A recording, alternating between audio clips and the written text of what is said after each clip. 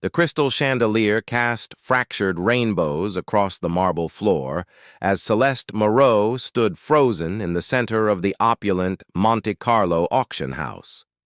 At 18, she had never imagined that her stepfather's gambling addiction would lead to this moment, standing like merchandise before a room full of wealthy predators.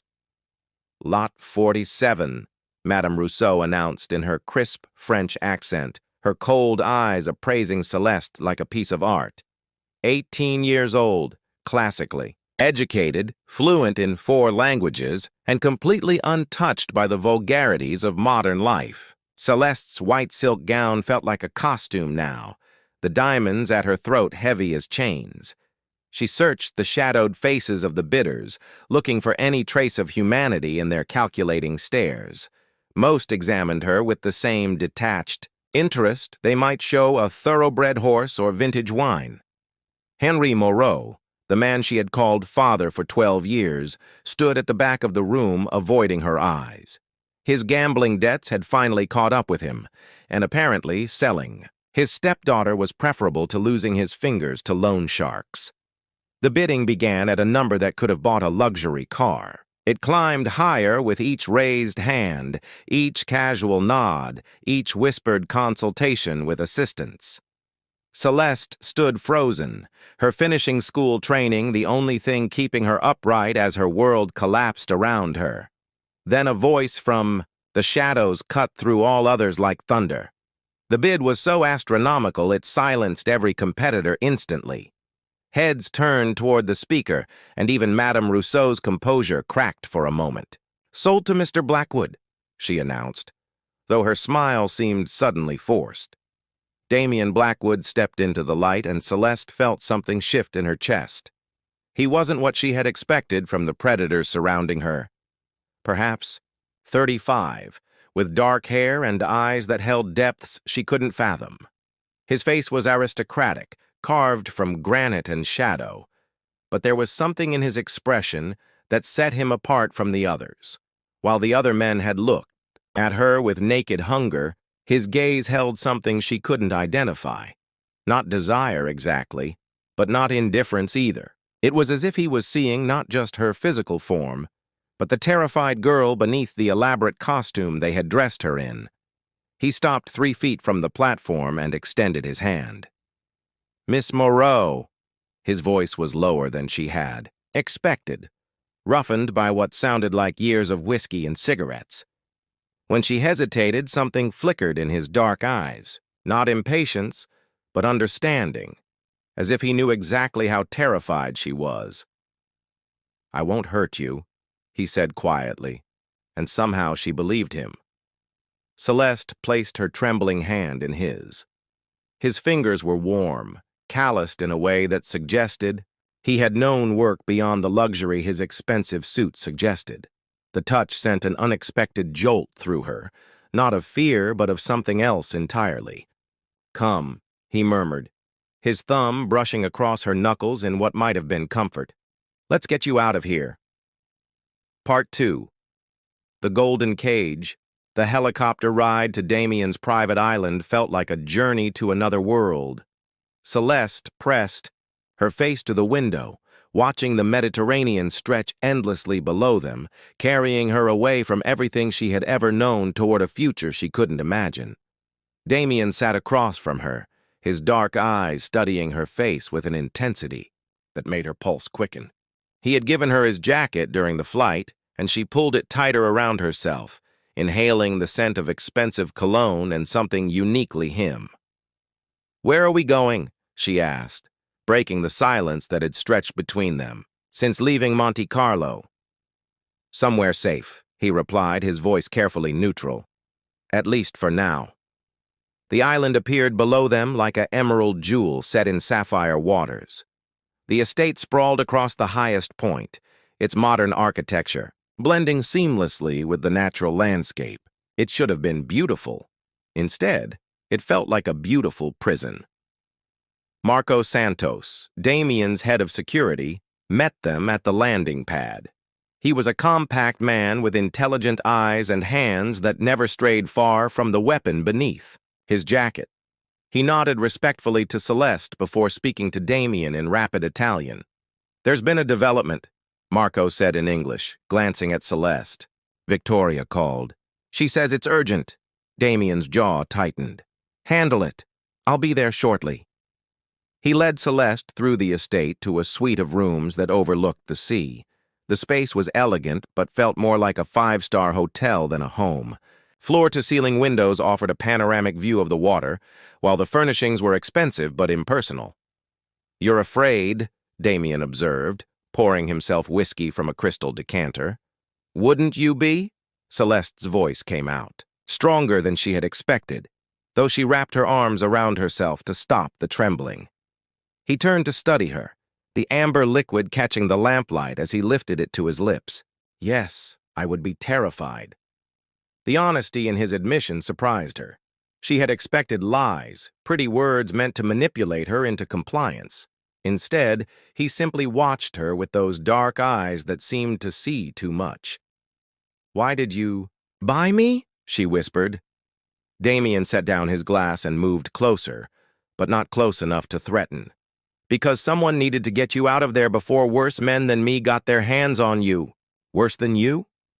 His smile held no warmth. "Oh, sweetheart, I'm many things, but I'm not in the business of harming innocents. Some of the men in that room tonight very much are." He walked to his desk and opened a drawer, pulling out a thick, manila envelope. He held it out to her, and when she hesitated, he set it on the coffee table between them. "Inside that envelope is a passport, identification papers, and enough money to start a new life anywhere in the world. You can leave tonight if you want. Walk out that door and never look back." Celeste stared at the envelope like it might bite her. "I don't understand. You can leave, or you can stay and help me destroy the network that put you on that auction block in the first place. You want me to help you? I want you to survive and to help me bring down the people who traffic in human misery." Celeste sank into one of the leather chairs, her legs suddenly unsteady. "My stepfather knew what would happen to me." "Yes," the simple confirmation was devastating. "I'll stay," she said finally, "but I have conditions." Part 3. Dance of Deception. 3 weeks of intensive training had transformed Celeste into someone she barely recognized. The frightened girl who had stood on that auction block was gone, replaced by a woman who could slide a blade between a man's ribs while discussing Renaissance poetry with a charming smile. Damien had been thorough in her education, teaching her not just to fight, but to weaponize everything about herself. Now she stood before the mirror in her London hotel suite, adjusting the wire hidden in her diamond earrings and checking the micro-camera concealed in her evening bag. Tonight's target was Lord Pemberton, a British aristocrat who used his charity work as a front for trafficking operations across Europe.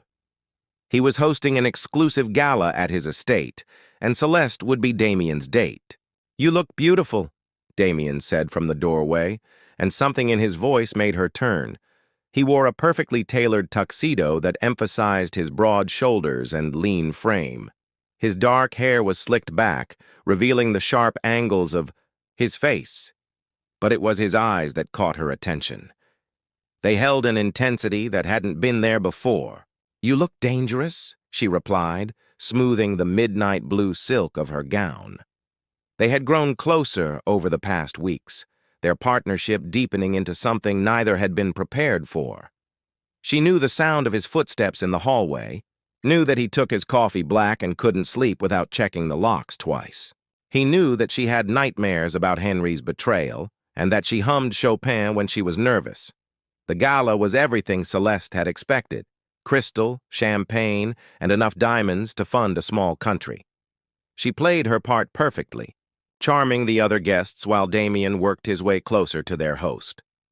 Lord Pemberton was a distinguished man in his 60s with silver hair and kind eyes that didn't match the intelligence reports Damien had shown her. He kissed her hand when Damien introduced them, his smile grandfatherly and warm. "Such a pleasure to meet you, my dear," he said. "Damien has told me so little about you." "I prefer to remain mysterious," Celeste replied with a practiced laugh. She was deep in conversation with Pemberton's wife about their art collection when she noticed the woman watching her from across the room. Tall and elegant, with platinum blonde hair and eyes like winter steel, she moved through the crowd with predatory grace. Natasha Volkov, she realized with a chill. Damien had shown her photographs during their briefings. The woman was a former Russian intelligence operative who now worked as muscle for the trafficking network. Their eyes met across the glittering ballroom, and Natasha's smile was sharp as a blade. She began moving through the crowd with deadly purpose, and Celeste knew their cover was blown.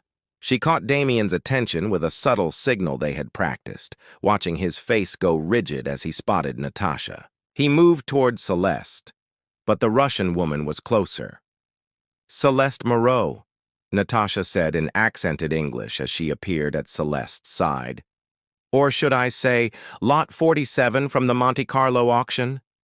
You've caused us quite a bit of trouble, little bird." Before Celeste could respond, Natasha's hand moved to her purse, and Celeste knew with crystal clarity that she was about to die in a room full of London's elite. The gunshot was impossibly loud in the elegant ballroom, but it wasn't Celeste who fell. Part 4. Shattered Trust.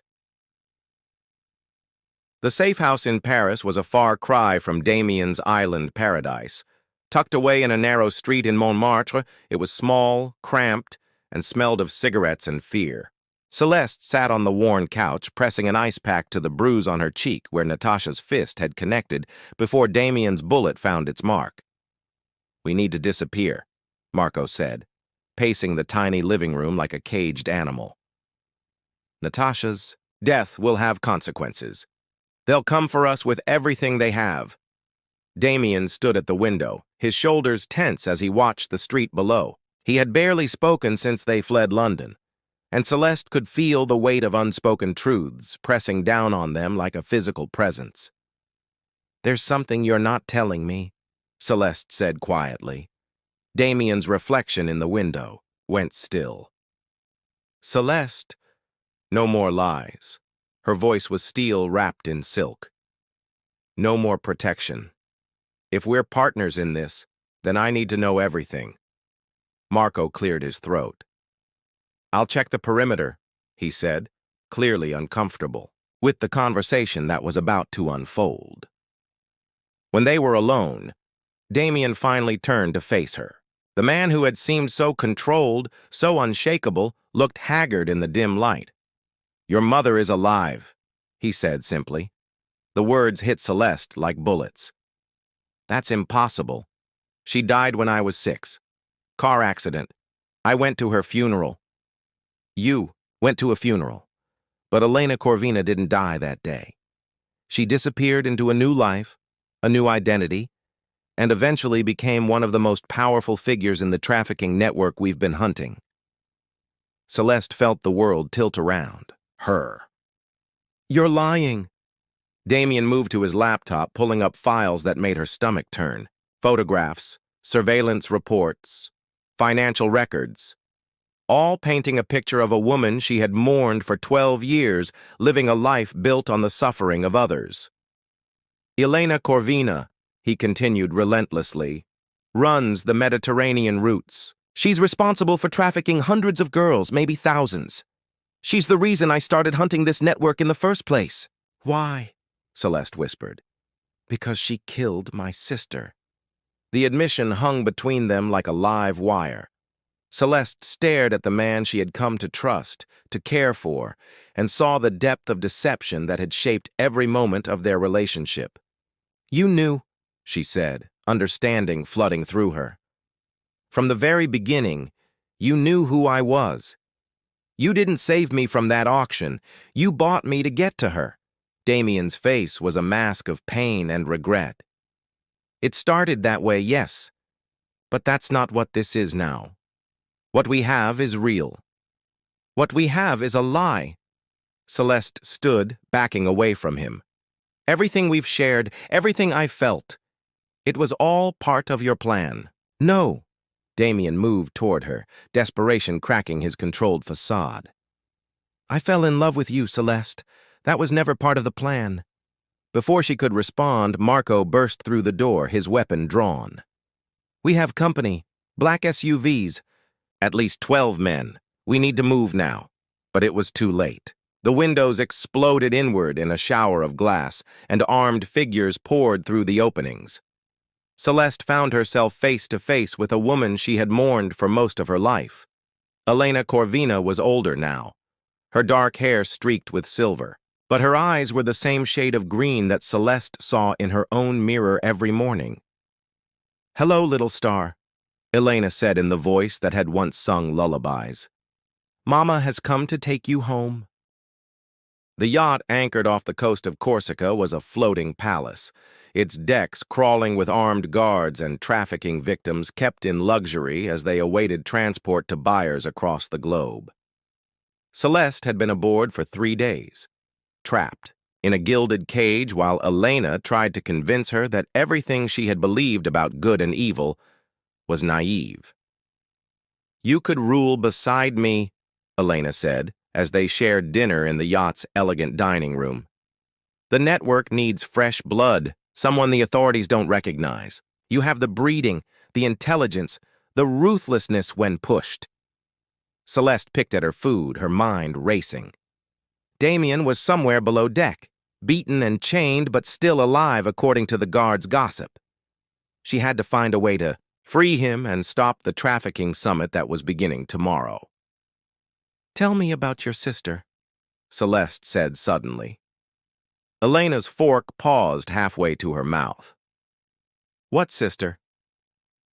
"Damien Blackwood's sister, the one you killed." Her mother's laugh was musical and cold. "Ah, sweet little Anna." She was so determined to escape, so convinced that someone would come for her. In the end, she threw herself from the deck of a ship rather than service another client.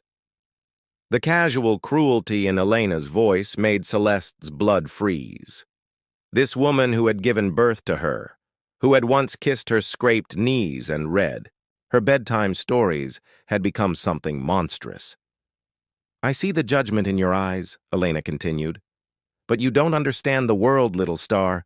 There are predators and prey and nothing in between. I chose to be a predator so that no one could ever hurt me again. And what about all the girls you've hurt?" "Casualties of survival." That night, Celeste waited until the yacht grew quiet before making her move. The lockpicks Damien had taught her to use made quick work of her door, and she slipped through the corridors like a ghost. She found Damien in the yacht's lower hold, chained to a bulkhead and barely conscious. His face was a map of fresh bruises, but his eyes focused on her immediately. "You shouldn't be here," he whispered through split lips. "Shut up," she replied, working on his chains with picks she had stolen from a guard. "We're getting out of this together." "The summit starts at dawn," he said as the shackles fell away. 20 buyers, 50 girls. If we don't stop it here, we will." Celeste helped him to his feet, supporting his weight as they moved toward the stairs. "But first, we need to get to the communications room." They were halfway there when the alarms began to wail. Footsteps thundered through the yacht as guards mobilized, and Celeste knew they had been discovered. "This way," Damien gasped, leading her toward the upper decks. They emerged into chaos. The summit had apparently started early, and the yacht's deck was crawling with buyers examining their human merchandise like cattle at market. Celeste's stomach turned as she saw girls younger than herself being paraded before men in expensive suits. "Celeste!" Elena's voice cut through the noise. She stood at the yacht's bow, flanked by armed guards, her face twisted with betrayal and rage. "You would choose them over family?" "You're not my family," Celeste replied, her voice carrying across the deck. "Family doesn't sell children." Elena's smile was sharp as broken glass. "Then you've chosen to die with your lover." The shooting started all at once. Damien shoved Celeste behind a deck chair as bullets splintered the wood around them. But they weren't alone. Inspector Claire Dubois and her team were rappelling from helicopters, their tactical gear stark against the morning sky. In the chaos that followed, Celeste lost sight of Damien. She fought her way through the madness, using every skill he had taught her to stay alive. When she finally found Elena, her mother was standing at the yacht's railing with a pistol in her hand. "You could have had everything," Elena said sadly. "Power, wealth, freedom from the rules that bind ordinary people." "I choose love," Celeste replied. "I choose justice." Elena's smile was genuine for the first time Celeste could remember. "Then you're stronger than I ever was." The shot echoed across the water, but it was Elena who fell, her own hand on the trigger, choosing her exit on her own terms rather than face capture. As the sun rose over the Mediterranean, Celeste stood in Damien's arms watching the last of the trafficking network's leaders being led away in chains. Dozens of girls were being freed, given medical attention and the promise of real help. "Is it over?" she asked. "This part is," Damien replied, his lips against her hair. "But there will always be more monsters to hunt." Celeste thought of Elena's last words, of the choice between becoming a predator or remaining prey. She had found a third option, becoming a protector. "Then we hunt them together," she said, and felt Damien smile against her temple. The fairy tale of her sheltered life had ended on an auction block in Monte Carlo, but the real story, the one where she chose who she wanted to become, was just beginning.